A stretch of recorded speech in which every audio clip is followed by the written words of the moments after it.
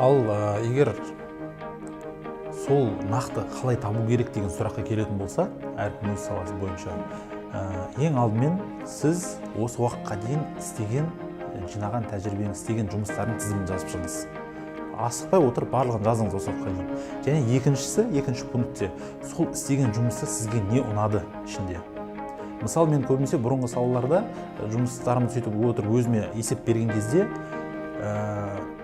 спорт клубта администратор болдым. Сол кездегі жұмысым қатты ұнаған есіме түсті. Сөйттім да мен зерттедім, не үшін маған спорт клуб ұнады, қай жағым ұнады және нәтижесі қалай болды, мен қолымнан келді ме сол. Соны зерттей келе ойладым, егер маған осы ұнап тұрса, мен осы сала бойынша бизнесімді ашып көрейін. Солайша менің алғашқы бокс клуб, Барракуда деген бокс клуб, сол анализ өзімді зерттеудің арқасында шықты. Себебі мойындау керек, көбінесе біздегі адамдар сырттан іздей береді өзінің сүйіктісін. Сырт анау немен айналысып жатыр, мысалы, Қуаныш ресторан ашыпты, мен де ресторан ашқым келеді. Мейірбек тренинг жүргізіп жатыр, мен де онда тренинг жүргізейін деген сияқты. Ал біз көбінесе біздің негізгі өзімізге керек сала ол біздің ішімізде жатыр да. Оған дейін жауаптың барлығы ол біз ішімізде, сырттан іздемеңіздер. Сондықтан ең бірінші өзіңіздің істеген жұмыстарыңызды және сол істеген жұмыста сізге не ұнады.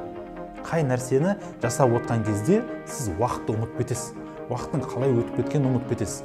Сол сияқты сондай нәрселер сізге көптеген мүмкіндік береді. Және тағы бір сізге кеңес беретін нәрсем сыртқы жақын адамдардан сұрау.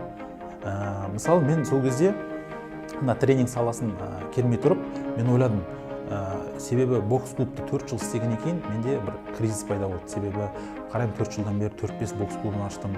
Өз деңгейіме ойлаған кезіндегі ойлаған нәрсеге мақсатыма жеткен сияқты сезіндім.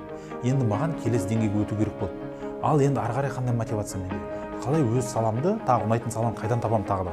Келесі бизнес идеяны қалай табам деген сұрақ туындады. Сол кезде ойладым, мен соңғы 3 жылдан бері не істедім? Қарасам, әртүрлі бизнес тренингтерге барған екенмін. Бүкіл ақшаларымды ай сайын табысымнан біраз бөлігін сол бизнес тренингтерді өзім дамытуға арнап отырған.